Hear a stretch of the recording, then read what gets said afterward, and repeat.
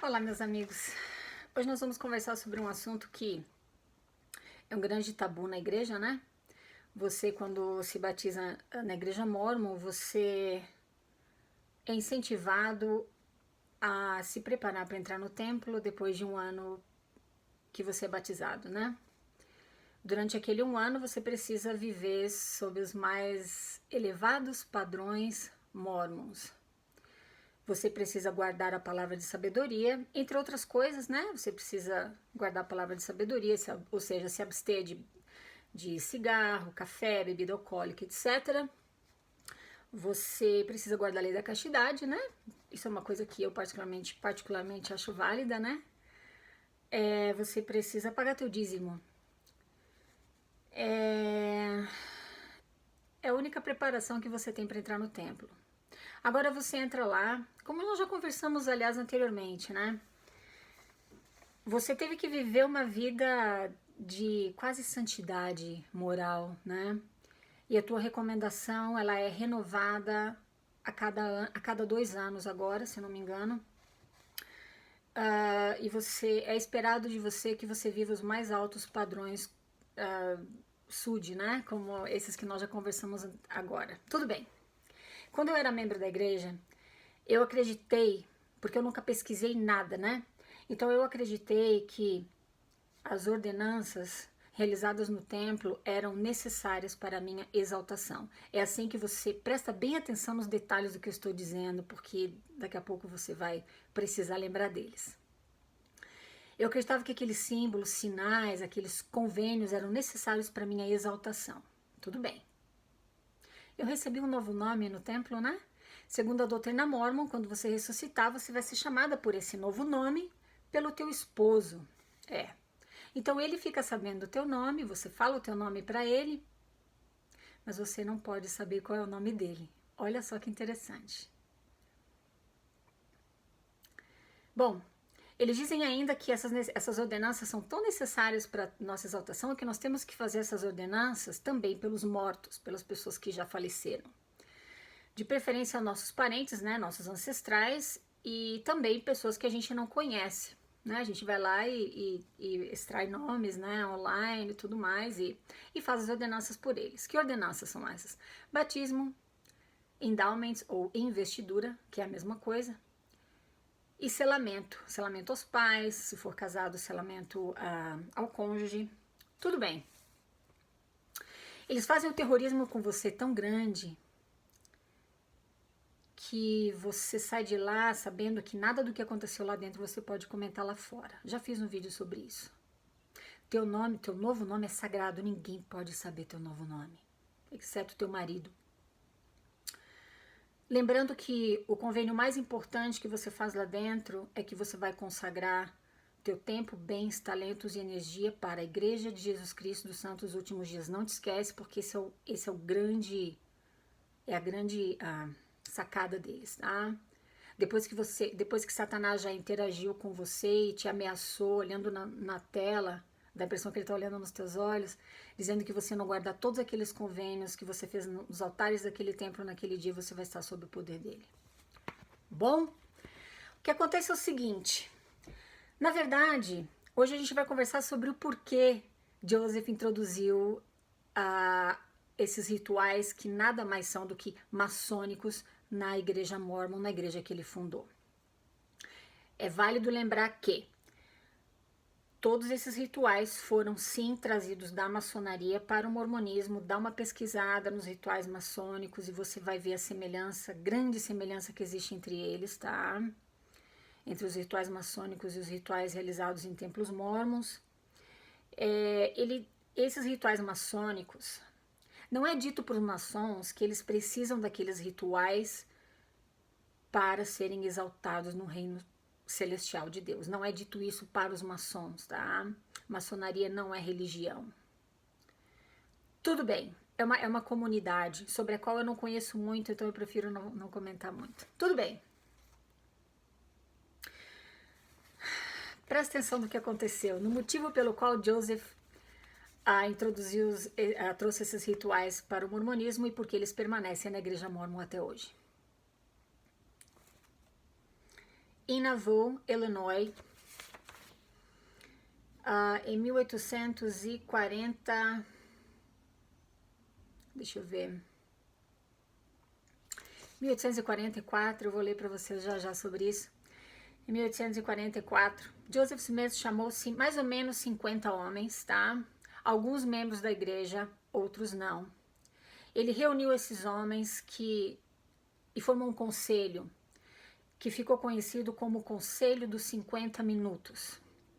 E também Conselho dos 50 ou Conselho dos 50 Minutos, porque havia mais ou menos 50 membros. Ele chegou para esses homens, todos homens, não tinha nenhuma mulher. E ele revelou para eles segredos muito importantes. Ele falou, olha, o negócio é o seguinte, eu, Joseph Smith, recebi meu chamado e eleição. Ou seja, eu tive a minha exaltação selada sobre a minha cabeça. Quando eu morrer, eu vou diretamente para o reino celestial. Eu também sou o rei da terra. E eu também sou o rei do reino de Deus na terra. Eu pratico a poligamia e vocês também vão poder praticar a poligamia. O nosso trabalho aqui, meus amigos, Joseph falando com o Conselho dos 50. O nosso trabalho aqui é fazermos todas as preparações necessárias para a segunda vinda de Cristo, que deverá acontecer até o ano de 1896. Presta atenção. Isso foi em 1844, tá? Que ele instituiu esse conselho. Ele profetizou que a segunda vinda de Cristo aconteceria até o ano de 1896.